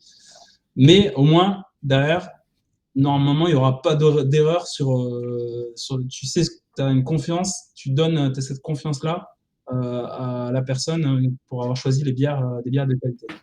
Et ça, tu as raison d'en reparler parce que c'était vraiment le leitmotiv aussi de l'article. C'était dire, bon voilà, poum, il y en a 2500, c'est vrai, mais là, voici une liste, 180, tu y vas les yeux fermés. Donc voilà. Ouais et puis après, comme dit, voilà, c'est pas une liste qui est définitive, c'est pas une liste universelle, mais en tout cas, c'est une bonne base, C'est vraiment ça, bonne base. Une bonne base, ça peut être perfectible. Il y a des informations qui sont pas faciles à trouver, comme par exemple être sûr que, notamment, tu vois, que c'est vraiment une brasserie, tout ça, même si du coup, grâce au listing justement d'Emmanuel dont tu parlais, lui déjà aussi, enfin, son travail est colossal, c'est un truc de fou, son travail, et il a déjà aussi vérifié ça, mais bon, il y a des trucs qui sont fermés. Il y en a eu, au début c'était 186, mais justement, il y a des trucs que j'avais pas fait gaffe, c'était fermé. Donc c'était pas, on a traité beaucoup d'informations, il y a des trucs qui passent, même si tu essayes d'être précis, et il y a des trucs qui sont que j'avais pas vus et qui étaient fermés. Donc du coup, il y a peut-être il y a des nouveautés qui n'ont pas encore eu le temps de percer. Enfin bref, ça bouge à une vitesse incroyable. bah, d'autant plus en ce moment où, enfin moi j'ai une impression surtout, enfin je l'avais déjà dit, mais 2023, c'est une année qui est très difficile. Moi j'ai l'impression qu'il y a pas une semaine qui passe sans que tu vois, 2-3 fermetures de brasseries, quoi. Ouais, ou caviste, C'est, tu barres. ouais ça et puis souvent des noms qu'on connaît, des business où tu te disais: «Bah, les mecs sont là depuis un certain temps» et en fait, Ouais, bah ouais, ça va être galère, hein, donc voilà. C'est aussi pour ça que qu'on voulait le faire, même si voilà, c'est pas non plus pas ça qui va faire vendre non plus de la bière à tout le monde, mais si ça peut donner un peu d'énergie, comme certains brasseurs, beaucoup de brasseurs qui ont réagi comme ça, qui ont dit ah, ça nous fait plaisir, ça... parce qu'il y a ça aussi. Sinon, derrière, bah, par exemple, les concours, il y a toutes les belles brasseries, elles y participent pas franchement. Il y a la question de la fiabilité, tous les concours sont pas particulièrement fiables. Donc pour les consommateurs, c'est galère de s'y retrouver parce c'est qu'il y a des difficile, super ouais. concours. Nous, sur France Beer Challenge, c'est pointu, c'est quali, mais bon, du coup, ça coûte plus cher parce qu'il faut payer que des dégustateurs professionnels qui se déplacent à droite à gauche, donc tu n'as pas forcément le budget. En plus, tu n'es pas sûr d'avoir une médaille. Donc, du coup, peut-être tu participes à un concours où c'est plus facile d'avoir une médaille parce que finalement, quelle est la valeur quand tu mets sur la bouteille un tel ou un tel, voire Beer Awards ou France Beer Challenge, bah, finalement, en termes d'achat, ce sera peut-être les mêmes retombées, tu vois. Et donc, du coup, si tu juste réfléchis en termes de investissement marketing et bénéfices en termes de vente, bon, peut-être que vaut mieux participer au World Beer Awards. Mais bon, voilà, c'est terrible. Et il y a ce côté-là. Donc, du coup, sur les concours où déjà, il n'y a que les participants qui peuvent gagner, déjà. Et on voit souvent les belles brasseries top 10, il n'y en a pas un qui participe au concours, quoi. Donc, il y a un manque d'exhaustivité du début de la liste, quoi, qui est inhérent au concours, par définition. Et donc, du coup, bah, finalement, ça n'existe pas. Une liste, peut-être qu'à la base, j'aurais pensé à en faire 100, et après, je me touche. Tu vois, ah non, mais ça, je peux pas l'écarter. Mmh mh. Ouais, et du coup, ton curseur, tu le places, et ça permet, voilà, de sortir cette liste de brasseries intéressantes qui seraient, et un paquet de ces brasseries-là qui n'auraient jamais été mises en avant par une compétition. Quelques-unes aussi, puisque ça aussi était une de mes sources d'information, de regarder l'ensemble des concours qualitatifs pour voir justement des brasseries qui revenaient, tout ça, machin. Et, et donc voilà, c'était aussi d'aller au-delà de ces concours et d'avoir une liste un petit peu plus longue. Ouais, parce que maintenant les médailles ou les citations, ce genre de choses, c'est devenu, pour des brasseries des vrais arguments en marketing. Ce qui était pas le cas avant, parce qu'en fait les brasseries, elles s'en fichaient un peu, il y avait pas vraiment de démarche, au niveau du marketing des brasseries. Là, on voit même, enfin moi la dernière fois j'ai vu passer, il y a une brasserie qui a eu des médailles à un concours et genre un concours dont j'ai jamais entendu parler et tu dis en fait, qu'est-ce que c'est que ce concours? D'où il sort? Est-ce que, justement, c'est des concours où les brasseries, elles vont en sachant pratiquement, sûr qu'elles vont avoir des médailles, tu vois? Elles vont mettre ça en avant. Et Donc voilà, bah, c'est ça, comme tu dis, d'ailleurs, c'est un truc que je veux écrire encore depuis longtemps. Mais bon, voilà, il y en a je t'en ai donné un paquet aujourd'hui, des idées que j'avais envie de faire. Mais bah, j'ai envie de faire un petit listing aussi exhaustif de tous les concours avec justement les tarifs d'inscription et puis une sorte de validation de la qualité du concours ou pas, quoi. Un truc, enfin, une sorte de notation, un truc comme ça. C'est un truc que j'aimerais bien faire, sur peut-être tous les concours européens, un truc comme ça. tu avais JV qui avait déjà fait une vidéo un peu Et sur le sujet. il m'avait interviewé là-dessus, mais c'est tout ce que tout le monde disait justement à la fin de la vidéo dans les commentaires, c'est ah dommage, il manque finalement une liste, tu vois. Et donc du coup c'est ça que j'aimerais bien proposer, une liste avec il y a ça, il y a ça, il y a ça c'est top, en analysant de façon la plus Objective. possible des critères de qualité, étanchéité du processus, pourcentage de médaillés, professionnalisation du jury, enfin bref, il y a tout un cas de critères qui peuvent être, et puis moi je le connais de l'intérieur, donc du coup je pense pouvoir un peu le faire, et ouais, ça c'est un truc que j'aimerais bien faire. Et après, de donner, voilà, c'est un truc, là c'est pro, ça coûte tant, là c'est pro, ça coûte tant, et voilà, faire la liste un peu de ces trucs-là, sondant quelques confrères qui auraient participé à ces différents concours. Et ça, ouais, ça me chauffe bien de le faire. Donc si ça peut, ça viendra un jour. Ouais, parce que je trouve ça dommage, des fois on va critiquer justement cette espèce de. On va se retrouver, tu sais, un peu avec l'esprit produit de l'année que tu as dans la grande distrie et machin, et ça va un peu jeter l'opprobre sur tous les concours, alors qu'il y a vraiment des concours qui font bien le C'est boulot pour ça, et ouais, qui sont un vrai gage de qualité, pour ça tu qu'il y vois. a besoin de mettre ça en avant aussi. C'est la même logique que cette logique du Houblon d'Or, où il y a plein de brasseries artisanales qui font du super boulot, et malheureusement en France, beaucoup de gens qui ont eu des mauvaises expériences avec la bière artisanale et qui du coup n'en boivent pas, quoi, parce que c'est cher et que c'est pas bon. Et malheureusement, ça représente beaucoup trop de trucs. Il y a pas assez c'est trop facile d'ouvrir une brasserie. Il y a trop de gens qui arrivent. Ils ont jamais brassé. Ils ont fait un cours de brassage au drapeau rouge et ils lancent une brasserie, quoi. Et encore, ceux-là, ils ont fait un cours de brassage. Mais je te jure que c'est vrai, il y en a plein. Et c'est, en fait, quand toi, t'es pro, ça agace, ça t'agace. Et du coup, ça c'était une motivation de mettre en valeur, voilà, des gens qui taffent bien. Et sur les concours, ça me motive aussi. Parce que tu vois, moi, j'aime bien, voilà, ces articles où j'ai toujours dit, on est un blog, on n'est pas un journal, je suis pas journaliste, je suis pas en recherche d'exhaustivité, je suis pas du tout en recherche je suis en recherche de partager mes impressions, mes émotions, voilà, mes opinions. Un blog, c'est partager de l'opinion, c'est pas partager que de l'information lisse et subjective, même si euh, j'ai souvent été ennuyé à cause de cela.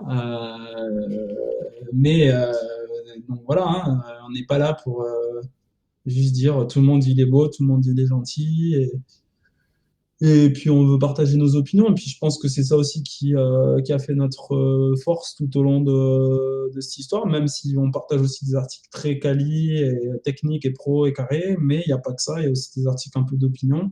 Et la motive, il y a toujours une bataille derrière tout ça, quoi, cachée, quoi.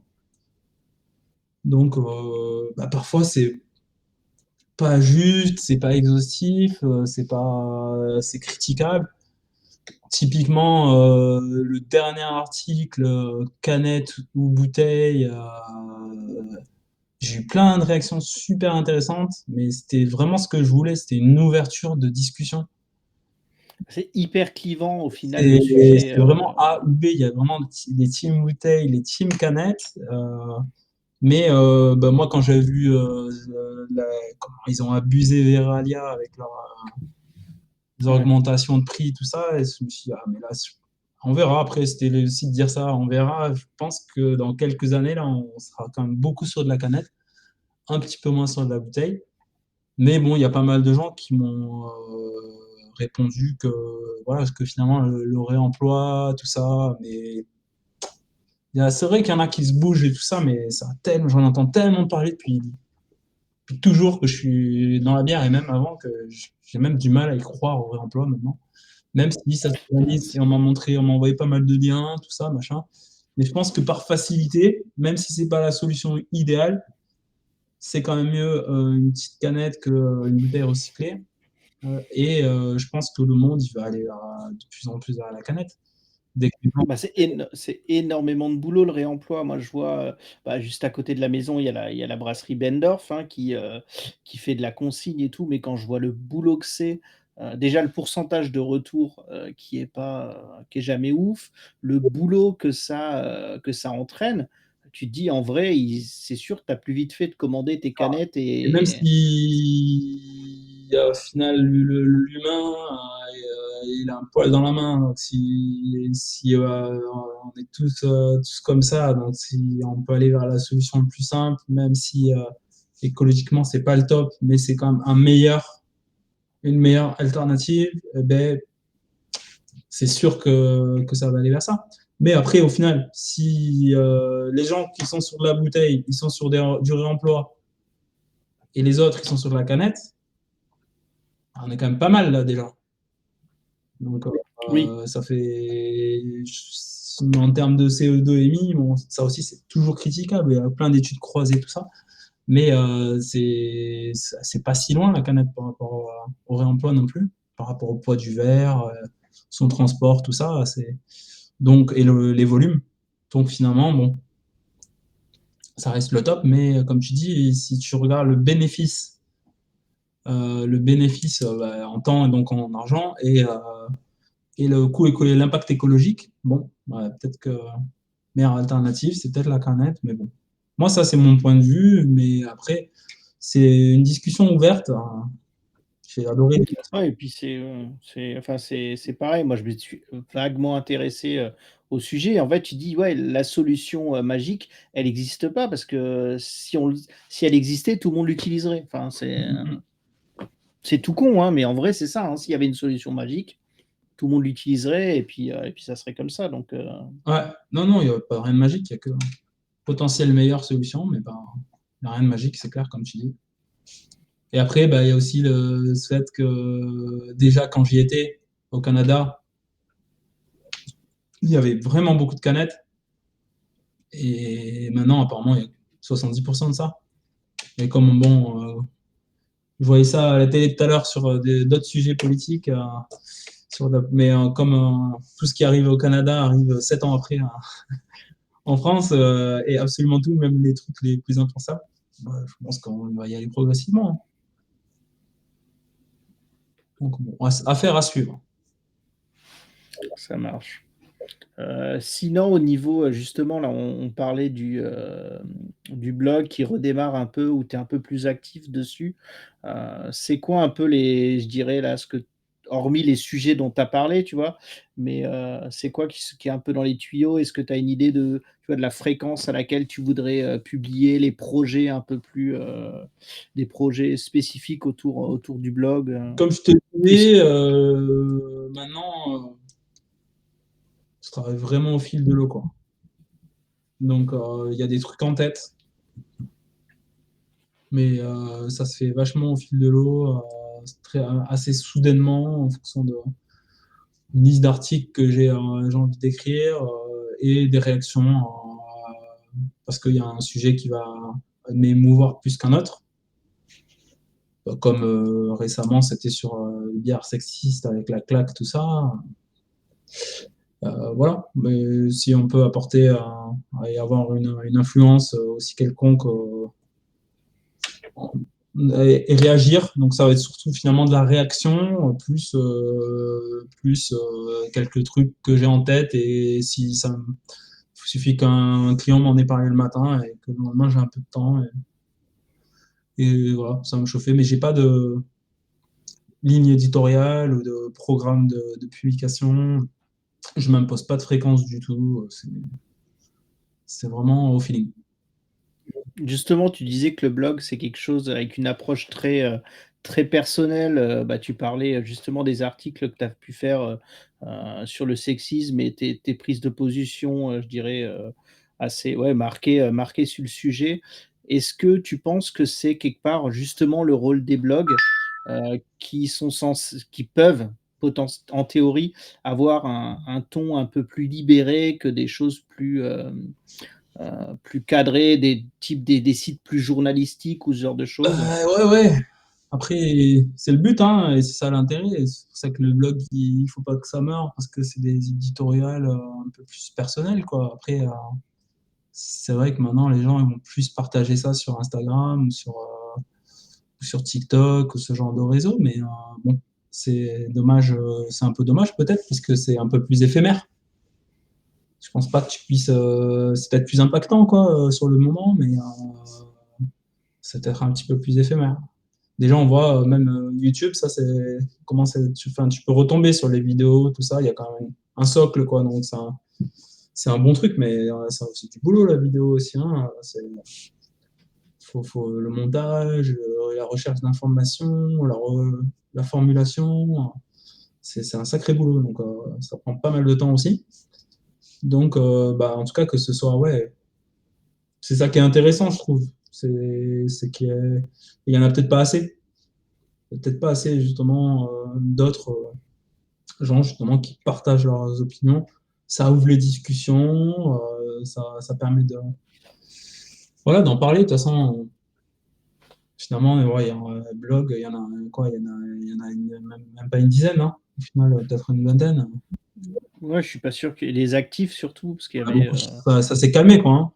ouais, on parlait d'Yann, bah, tu Caroline avec, qui écrit Et aussi, c'est un peu en. un peu moins. Ouais, c'est C'est vrai vrai que que c'est de la valeur, tu vois, quand tu as l'écrit, c'est de l'opinion, tu as le droit de pas être d'accord, tu as le droit d'être d'accord, enfin, mais au moins ça ouvre des discussions, ça fait bouger les choses, quoi. Donc je pense qu'on fait plus bouger les choses que les éditorialistes. Et c'est ça qui est intéressant. Après, on ne plaît pas à tout le monde, on n'est pas là pour plaire à tout le monde, c'est pas dramatique, mais en attendant, on essaye de faire, voilà, partager des valeurs, faire bouger un petit peu les choses.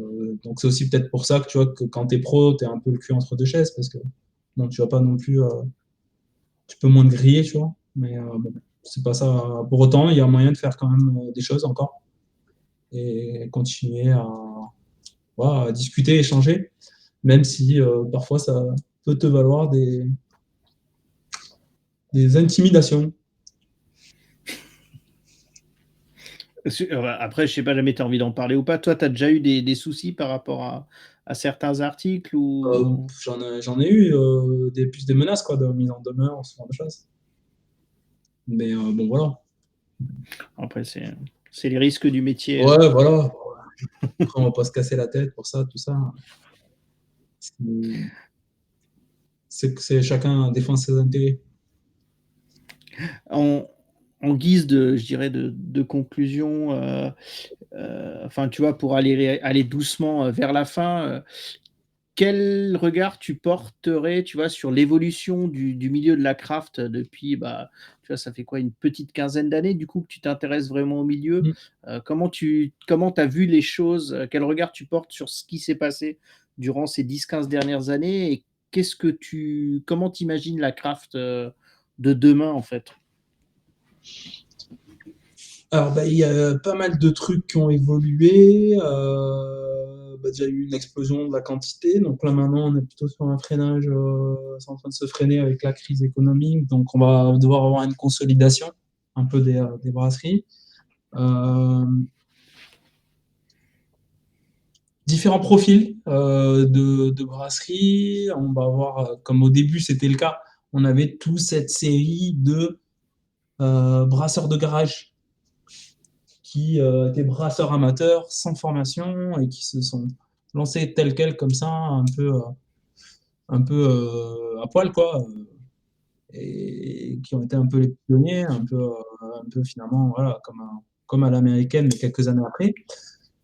Et voilà, il y en a vraiment, il y en a quand même toujours pas mal qui sont encore là, donc ça c'est cool. Qui est quand même toujours cette identité-là, quoi. C'est un peu un socle, quoi, tu vois. C'est une chaise bien solide sur laquelle tu peux t'asseoir. Et après, il y a eu différents profils, forcément. Bah, tu vas avoir tout le profil brasserie d'investisseurs, quoi, un peu. Donc, des gens qui ont un peu de la caillasse et qui vont venir investir dans la bière. Donc voilà, ça c'est un autre profil. Ouais, voilà, il faut de tout, hein, donc s'ils font de la qualité, tout ça, pourquoi pas, hein, si ça peut développer un peu, si c'est propre au moins à la fin. Finalement, c'est ça qu'on veut, quoi, c'est avoir de la bonne bière. Et même si on peut en avoir un peu de la bonne bière, un peu accessible, qui peut faire entrer, et un peu plus quali, un peu plus de matière première à l'intérieur, un peu plus de passion. Il y a quand même, voilà, il y a eu toute cette série aussi de brasseurs amateurs qui ont eu l'opportunité finalement un peu plus de se former, un peu plus de formation existante, qui ont fait pas mal de tests, plus facile de brasser, quoi, parce que bah, finalement, il y a 10 ans, quand tu faisais Brassam, rien que pour t'approvisionner, c'était galère, hein. Donc maintenant, tout ça c'est facile. Donc tu as quand même toujours cette vague de brasseurs, mais qui ont commencé à toucher un peu au brassage et qui ont eu accès à ce. Donc tu as le profil passionné, le profil un peu investisseur, mais bon, qui ont des gens qui aiment bien la bière. Et après, tu as tous les profils un peu marques qui vont se développer, un peu la bière de Auchan ou ce genre de truc. C'est Auchan qui fait des brewpubs, non? Ou Leclerc? Je crois qu'il y a Leclerc qui a, ouais, enfin, où tu as des adhérents qui ont monté des brasseries, des vraies Dans brasseries les centres commerciaux. dans les magasins. Ouais. Et donc voilà, sur ces trois trucs-là, on a toujours des bières passionnés, toujours des bières investisseurs et toujours des bières craft d'industriels. Ça c'est clair qu'ils vont noyer le poisson. Et voilà, il y aura toujours ces profils-là. Et bon, tant que la bière est bonne et que ça puisse s'adresser, parce que ça aussi c'est chiant. Ces bières d'industriels qui font de l'IPA, mais ça ne ressemble plus à l'IPA. Après, ça offre une mauvaise expérience au consommateur, quoi. Et ils se sont dit, oh, je l'ai payé 3 euros. Et ouais, bon, ok, elle a passé un an dans l'entrepôt à Leclerc, forcément, elle n'est pas bonne. Mais bon, c'est pour ça que on est là, nous, pour déjà mettre en valeur les passionnés, puisque c'est eux qui ont souvent les meilleurs, mais sans être sectaire. Et il y a sûrement aussi des bonnes grandes marques qui vont pouvoir faire de la bonne bière, des bons acteurs traditionnels qui sont capables aussi peut-être de se moderniser. Voilà. Après, la vérité, elle est dans la bouteille. Et dans tous les cas, c'est sûr que peut-être que là, les profils de création par des passionnés, ça risque un peu de se tasser, quoi. Ça risque d'être un petit peu moins dynamique que ce qu'on a vécu sur les 5 dernières années, qui était incroyable. Donc, peut-être qu'on va avoir une sorte de consolidation, un petit décrémage, forcément. Et puis après, il y aura quand même aussi un petit peu de renouvellement, j'imagine. Je ne sais pas si vers chez toi, il y a beaucoup de nouvelles grandes brasseries, enfin de nouvelles brasseries craft, justement. Mais ça, depuis finalement 2021, ça c'est un peu plus mou, quoi. Tu le sens, quoi. Ouais, ouais, il y a moins de, j'ai l'impression qu'il y a moins de petits projets. Et souvent, les mecs qui vont se lancer, c'est souvent enfin, des projets, je dirais, de taille moyenne, voire grosse. Et puis surtout, bah, qui vont tout de suite partir avec des outils euh, correctement dimensionné. Après, il y a encore tu vois, il y a encore des petites brasseries qui se lancent, mais il y a aussi des fois les petites brasseries où tu avais des mecs qui commençaient à se lancer et d'un coup, tu n'en entends plus parler. Donc, tu sens que c'est moins. Ouais, aussi maintenant, tu as raison, il faut arriver sur le marché avec un peu plus solide, mais c'est pas plus mal ce genre de choses. Parce que c'est quand même bien ouais, que ce soit un petit peu plus, que les bières soient plus solides aussi, quoi. Et Et puis, il y a aussi les gens qui se sont rendus compte que il y a pas, enfin, c'est pas t'ouvres ta brasserie, tu fais tes bières dans ton garage et tu vas forcément, déjà, tu vas souvent pas devenir riche, ou en tout cas pas tout de suite. Ça va être énormément de boulot. Il y a qu'à voir, pas mal de mecs qui s'étaient lancés en side project, à côté du boulot et qui, il y a un moment, il y a la question qui se pose et c'est pour ça qu'il y a souvent des projets qui s'arrêtent net aussi, c'est que les mecs, très vite, il y a la question de soit je me mets à 100 sur la brasserie, soit j'arrête et je continue mon boulot, Mm. tu c'est très compli je pense que c'est très compliqué de mener les 2 de front, et de le faire bien ou sinon c'est un gouffre à temps absolument, incroyable, quoi. Ça me fait rire. Souvenir du reportage M6. C'est là où on te voit faire tes courses au supermarché, non, c'est pas Ouais, ouais, ça? ouais. Ah, c'était pas mal. J'ai eu deux, trois expériences télé avec M6 une fois, ouais, où on partait un peu à la chasse, notamment aux bières étiquettes. Ça a été une des batailles, une des grandes batailles de Happy Beer Time. Ouais, je me rappelle d'être allé en cam-cache à la cagole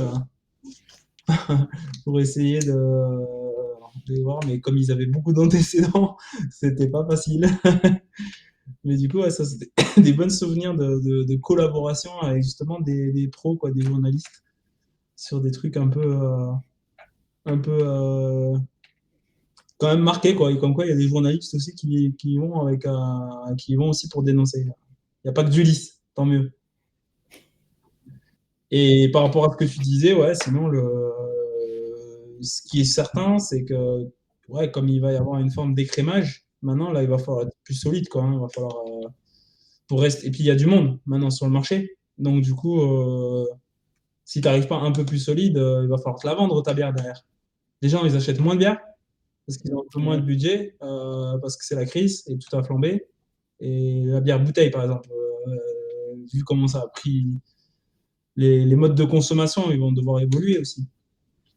Parce que c'est vrai maintenant, le prix au litre sur de la bière en bouteille, peut-être en petit conditionnement, quoi, ça va être plus cher et peut-être que ça va peut-être se rapprocher avec les prix à la pression, ce genre de choses, parce qu'il y a un vrai, vrai, vrai écart de prix désormais entre le prix au litre en fût ou le prix en litre à la bouteille.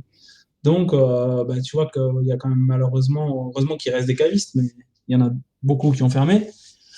Ça se casse un petit peu la gueule à ce niveau-là, et donc du coup, il va y avoir besoin de nouveaux modes de consommation. Et pour les brasseries, forcément, il y a du monde maintenant. Donc, je pense que demain, une nouvelle brasserie qui arrive, elle veut monter son projet à Montpellier, il y a encore de la place, hein. Il y a encore de la place, je pense, hein. Mais tu réfléchis à deux fois quand même, parce que là, ça s'imbrique bien, tous les acteurs ont un petit peu leur petit marché, mais va falloir la vendre, hein, parce que bah, moi, j'ai que 10 pressions, hein. Et j'ai pas, j'ai quoi? J'ai 100 places. Donc après, je peux pas empiler les clients hein, pour les voir. Justement, au niveau du choix, des fûts que tu vas proposer dans tes ba dans ton ouais, dans ton bar, est-ce que tu commences à avoir une réflexion en disant: «Bah, cette brasserie, j'achète plus leur bière parce que les mecs, ils la vendent trop cher» et tu vas, Ouais, est-ce que ça t'arrive ça ou pas encore? l'été dernier, je me suis un peu trop lâché. Ça nous a eu quelques petits retours. J'avais trop de bière chère. Après, moi, j'ai une politique où j'écrème vachement. J'essaye justement voilà, d'avoir des bières un peu plus accessibles et quand ça coûte très cher, je le propose. Oh, non, on s'en fout s'il faut mettre des pintes occasionnellement 15 à 15 balles, balles, je les mets, il n'y a pas de souci. Après, on prend beaucoup pour nous, quoi. Genre vraiment, sur ce genre de produit, on les vend beaucoup, enfin, on fait beaucoup moins de marge que sur les produits qui te font vivre, quoi, finalement, quoi. Donc, bon, voilà, c'est ce qu'on essaye de faire, mais c'est important quand même d'avoir aussi des pintes. Après, on l'explique, quoi, on explique aux gens. Et la plupart des gens, bah, tu vois, justement, quand le seuil psychologique, c'est un peu les 10 balles, et quand, genre, ouais, nous, maintenant, l'équipe, la règle, c'est si c'est plus de 10 balles, tu le dis au client. Parce que, en plus, j'ai des alternatives. En plus, souvent, les gens qui te trashent derrière, ils te mettent des trucs, ouais, tout est à 10 balles, tout ça. Ouais, quand j'en ai une pas chère, tu l'as pas prise, pourquoi t'as pris là? Bon, donc maintenant, la politique, c'est Euh, si c'est plus que 10 balles, on le dit. Et je vais quand même essayer de pas avoir, comme je l'ai pu le faire cet été, euh, 10 bières à 10 balles et une à, voilà. Donc du coup, d'essayer d'être un peu plus homogène quand même, c'est important. Et là, ça va être encore plus important en cette période de crise. Déjà, moi, je pense le voir que, après, ça peut peut-être une consommation un petit peu plus raisonnée, hein, mais que souvent, tu sais, la troisième pinte se déclenche pas comme avant, quoi. Ça s'arrête peut-être à deux. Et enfin, je dis ça pour un exemple, hein, mais ça peut être ben, le client la cliente ou le client qui en prenait deux, ben, peut-être qu'il en prend qu'une maintenant. Enfin, je sens qu'il y a un petit tout le monde fait attention un petit peu à son portefeuille, hein, ce qui est normal puisque ça a bien flambé. Et bon, voilà. Donc, va falloir faire différemment un petit peu, mais bon, finalement, nous, les bars, bon, ça restera l'endroit où, comme je te dis, finalement, les bouteilles, ça va devenir super cher. Et, comme c'est Garlone qui me parlait du vrac, et elle parlait du vrac notamment via le bar, quoi. Bah, va falloir de plus en plus retourner dans le bar. Là, c'était instant promotionnel. Mais bon, c'est pas faux, quoi. Les taprooms, ou les bars, ou les festivals, mais va falloir boire de la bière, la pression a de beaux jours devant elle, quoi, j'espère. Ouais, et puis après, comme tu disais, il y a toujours cette histoire de pédagogie, en fait, tu vois, j'ai l'impression que dans les bars aussi, les équipes sont beaucoup mieux formées qu'avant aussi. Tu vois, elles vont pouvoir t'expliquer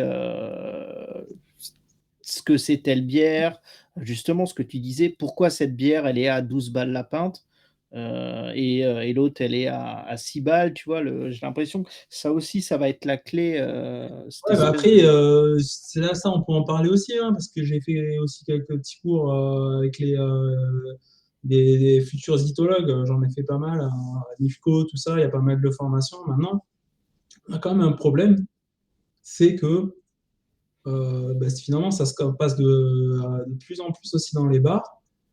Mais pour le moment, toutes les personnes qualifiées, elles veulent bosser en caviste ou en brasserie. Parce que je comprends, hein, tu veux pas bosser le soir ou tu veux pas bosser les week-ends. Mais du coup, ce que tu dis, quand même, nous, souvent, on est obligé de former des gens quand même. Donc après, ils sortent de chez nous, ils connaissent un peu plus la bière, mais c'est dommage qu'il n'y ait pas plus de passionnés qui veulent s'occuper de la bière, qui veulent faire un peu plus de service. Surtout que, voilà, tu peux avoir des avantages aussi. Comme nous, maintenant, on essaie de travailler en 4 jours, tu vois. Et c'est dommage voilà, qu'il n'y ait pas plus de petits messages personnels, qu'il n'y ait pas plus de gens qui aiment la bière et qui veuillent la vendre à l'endroit où ça se passe le plus. Ouais, c'est Simon, là, il le soulève dans le chat où effectivement, c'est déjà un secteur où tu as du mal à recruter.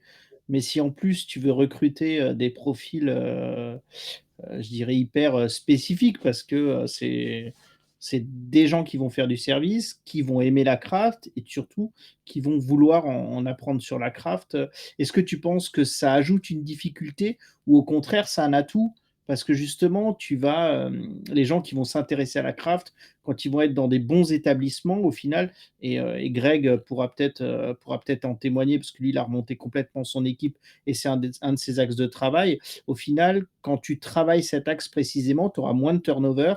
Mais ouais, mais moi, je viens de faire justement utiliser un plan de développement de compétences avec collègue Dorothée Van Hart, qui est venue au bar. Donc, on a utilisé un peu de notre budget de formation justement pour essayer de développer les équipes en compétences.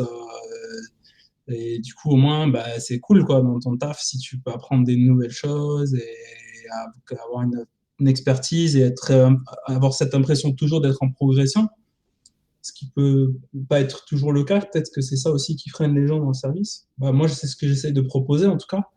Voilà. Et puis on y va.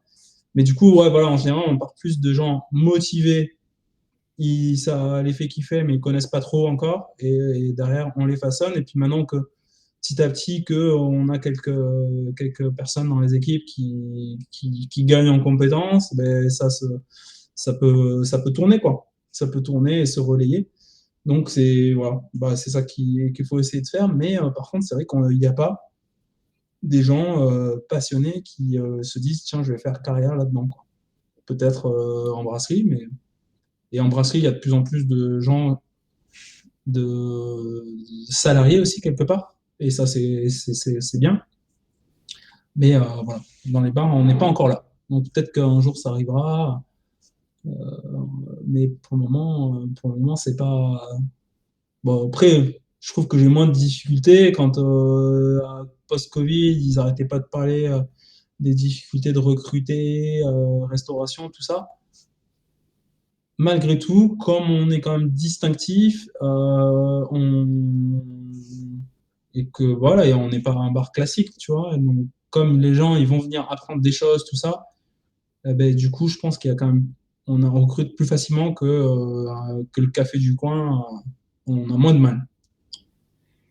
Donc justement, je pense que ça faudra que j'ai une fois que je regarde à organiser un truc pour parler vraiment formation, parce que je pense que c'est aussi, ça fait partie de ces choses qui se sont développées ces dernières années et ça fait vraiment du bien au secteur, Je lis en même temps que je t'écoute, hein. Ouais, vas-y, vas-y. Ça fait du bien, ouais, la formation. On est top. Et l'écriture, Oui, on Greg, n'a pas le temps de lire des romans, mais des petits mots, Greg. ah mais ça tu connais, tu as déjà vu les articles sur son blog à Greg de toute façon, Ah ouais, ouais, ouais. il a Les formations cash. il y a aussi les formations cash machine. Ouais, bah, comme on parlait des concours ou ce genre de choses, il y a à boire et à manger, mais j'ai l'impression que ça bah, c'est comme tout là, ça se développe. Il y a aussi, il y a peut-être une espèce d'eldorado de la formation, où, tout le monde veut lancer sa formation. Il y a un peu des luttes Après, quand tu entre veux lancer différents la organismes. formation, faut s'accrocher aussi, hein. Donc, c'est vrai que forcément, bah, là, par exemple, rien que pour faire mon plan de développement de compétences avec quelqu'un de qualifié, oh, ça a été la galère, hein, parce que il faut avoir Calliope, machin, tout ça. Il y a tout un stratagème. Alors, ça m'avait choqué un peu parce que on paye 0,5%, je crois, du CA, un truc comme ça, hein, pour ça. Et pour récupérer ces sous que tu payes, ben, c'est vraiment une galère, hein. Bon, j'ai réussi à le faire, mais ça n'a pas été sans difficulté. Et donc, du coup, voilà, comme il y a quand même ce côté très institutionnel dans la formation, parce qu'il y a aussi des fonds publics pour lesquels on paye, hein, mais ben, ça forcément, il y a des acteurs qui sont bien organisés déjà là-dessus et qui vont aller chercher ces fonds plus facilement, parce que voilà, bosser avec les pouvoirs publics, c'est galère. Ouais, bon après c'est comme dit, ça fera sûrement un jour, le sujet d'une émission, quand je trouverai le bon interlocuteur. Ouais. Cool. Bon, bah, écoute, moi je vais pas te retenir, plus longtemps que ça. Je pense qu'on aurait pu de toute façon encore discuter des heures et des heures, Ben ouais. mais voilà, on pourra, On a pas mal parlé déjà. ouais, voilà, c'est pour ça, comme j'ai dit avec Emmanuel, au pire, on refera, dans un an, on refera, une émission où on verra si on n'a pas dit trop de conneries, Ouais. sur ce qu'on pensait, sur l'avenir du milieu. Cool. Bah, si tiens, j'en ai pas parlé. Je sais pas ce que tu as bu toi? J'ai vu que tu avais porté une canette à tes lèvres, J'étais là sur la degré Z, j'ai triché. Ah! Bah, c'est pas de la triche, hein, C'est la bière sans alcool. Cool. Ben ouais, ben j'en ai m'en resté une à la maison. De temps en temps, je fais des petits mois sans alcool, c'était le mois de mars. Et du coup bah, en même temps, c'est pas mal. C'est une bonne bière sans alcool. Donc, Bon, il y en a de mieux, ouais, ça aussi, ça se développe, ouais, les c'est bières un sans marché alcool, il y en a de de ouf ouais, en développement. il y a des trucs très sympas, donc non, non, c'est aussi cool, Et ouais, et du coup, ça fait, tu vois, début de soirée, là, comme ça. C'était ça ou un Imperial Stout. Donc après, Ah oui, c'est je suis vraiment, pas sûr que j'allais pouvoir dire moins de conneries. Ouais, ouais, c'est toujours, vaut mieux faire gaffe. Bah, ouais, bah, si jamais moi c'est, j'avais demandé sur Instagram, aux gens merde, est-ce que j'arrive à faire la mise au point? Ça Non? me Ah rose. si, voilà. Ouais, j'avais demandé aux gens ce qu'ils voulaient que je boive et du coup, c'était soit la brasserie de la Souche, mais je pense qu'ils étaient désavantagés à cause du, décalage horaire avec le Québec et puis, du coup, j'ai pris la une bière de chez Mogwai, bah, tu vois, une brasserie qui s'est montée il y a pas longtemps. Ouais, top, hein. Heu, Mmh. ouais. Ouais, c'est cool, là, c'est une fruity ale, groseille, framboise et betterave et c'est sympa parce que la betterave est bien dosée donc Rosé, c'est des trucs un peu terreux, mais ouais, ouais, tu as le côté terreux mais pas trop et groseille, framboise, ça apporte un côté grenadine et tu es pas tu vois, en plus, tu es sur vraiment une fruity ale, tu es pas tu as une légère acidité mais vraiment pas trop marquée donc c'est vraiment sympa, facile à c'est boire, cool quoi. et puis ouais, ouais, c'est ça et puis en plus, c'est des ils sont sympas chez Mogwai donc ça ne gâche rien. Bah, ouais, beh, faudra que je à l'occasion, mais je bouge un peu moins, mais repasser en Alsace, vous faire un coucou, hein. Ouais, après ils se déplacent pas mal sur les festivals donc il y a des chances que tu les croises Ouais, aussi. peut-être moyen qu'ils viennent, je sais plus. Au Yep, Beerlove. donc voilà, si je voulais remercier, Shoot on Fire qui a été modérateur ce soir, qui a bien été cool, qui a mis les liens qui vont bien, pour, orienter les gens vers, ton blog ou les différents trucs, c'était cool. Aussi merci, bah, à tous ceux qui ont passé une tête, qui sont restés, c'était bien cool et puis, bah, merci à toi aussi d'avoir pris le temps de discuter un peu, ça c'est toujours sympa parce que, bah, on avait eu l'occasion de se rencontrer une fois quand tu étais monté, je sais plus pour quel concours, tu étais à Trop bien, hein, Stras donc on est allé Beer voir, Challenge, hein. ouais, ouais, voilà, c'était voilà France Beer Challenge, c'était avant le covid, ça devait être il y a 4 ans, non? Un truc comme ça, ouais, Ça va vite, hein. ouais et donc c'était cool mais voilà, c'était intéressant d'avoir cette discussion ce soir, J'avais le très bar alors sympa et déjà, puis, non? C'était mes débuts. ouais, je crois que tu démarrais le bar tout juste, hein, parce que justement on avait parlé, brassage, ce que j'avais trouvé cool, c'était le fait que tu fasses des ateliers brassage et que tu es l'encanneuse Ouais, ouais. et ça, c'était à l'époque, c'était assez, original entre ouais, c'était pas trop courant donc j'avais trouvé ça cool, Mais ouais, c'était top en et tout puis cas. ouais, De bons moments. Tu m'avais fait découvrir de beaux endroits. cool. Bah et merci, merci pour le blog aussi et puis c'est cool, c'est toujours, voilà, ça fait partie de ces mines d'informations, et puis c'est toujours cool, voilà, que tu aies des gens qui donnent de leur temps parce que voilà, c'est pas ça qui, c'est le blog et ce genre de choses, c'est souvent des choses vraiment passion.